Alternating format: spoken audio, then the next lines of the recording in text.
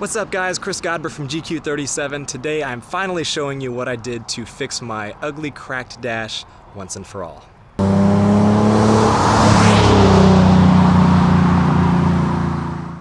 Alright guys, welcome back to the channel. If you've been following this, you know I have addressed the melted dash in the past.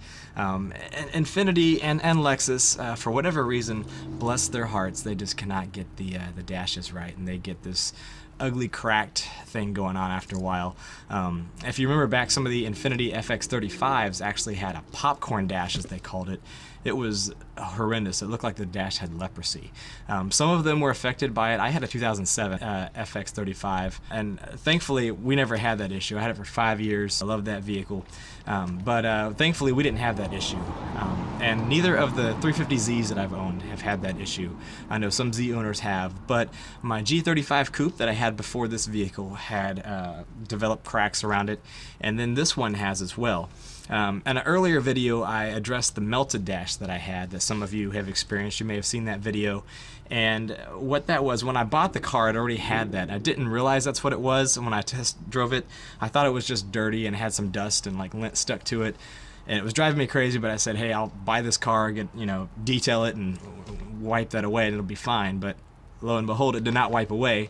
It was stuck there and it was melted. Apparently the previous owner didn't use a sunshade or 303 protectant or any of the things that probably could have prevented that. But needless to say, I got a dash mat. I covered that up. It did a really good job. It was about 80 bucks and it got that unsightliness kind of out of the way. Unfortunately, cracks around my vents and the dash by the airbag and all that stuff was getting much worse as the years went on. The past couple years it got a lot worse, and so I had to do something about that. The easy, well, I won't say the easy, but the natural, the obvious choice is to replace the dash. And if you can afford to do that, kudos for you. But I talked to my Infiniti dealership, which the closest one to me is in Tallahassee. I live in Panama City, so I'm in between Pensacola and Tallahassee. Pensacola's about 2.5 hours west of me. Tallahassee's 2 hours east. So there's nothing convenient about going to Tallahassee to the Infiniti dealership. But they wanted $2,000 to put a new dash in. It was like $900 for the part, and then the rest was labor, and it was going to take a few days to do the install. So I would have to drop the car off and either get a hotel or drop it off, go back and forth, and it just was not fun. So I get my work done at the local Nissan dealership since my car is not in warranty, and I went to them and they quoted me with their body shop, John Lee Nissan, and the body shop, it was going to be over $2,200, and that didn't sit well with me either. So I knew what I really wanted to do. Ever since I've seen some of the Lamborghinis and the Porsches with the nice Alcantara Suede dash, I knew that I wanted to do that, but I wasn't sure how affordable that would be, but surely it was going to be less than $2,000. And it is. So that's what I did. I found an upholstery shop that was willing to do it, to take out my dash. That was the hard. Any of them would do it, but they didn't want to take my dash out. And I knew good and well I didn't want to take my dash out because I've seen people do it. And as klutzy as I am with mechanics of that nature, I did not. It's just, I don't think it's so much hard as it is just laborious and very tedious, and making sure you keep track of all the screws and this and that. So I didn't want to do it. I wanted it to be done by a professional. And this guy, he drives a Maserati, and he's done some work on his dash and a lot of others, so I felt comfortable with him doing it, and he did a great job. So here it is. Without further ado, Alcantara Suede with the red stitching to match my interior. I kept the little part above the steering wheel column from my dash mat that I had bought because I thought it looked nice, and it kind of completed the look there. So very happy with how it turned out. It was considerably cheaper than getting the dash recovered. So all in all, it was $90 for materials, and the rest was sewing it and labor, and $200 to have the dash pulled out, put on, and then put back in. So total was $470 to have my dash recovered, and him take it out and him put it in, and I didn't have to lift a finger. And that was, to me, very worth it. It looks great. It looks like it should have come that way. I don't have to worry about it, seeing those unsightly cracks anymore.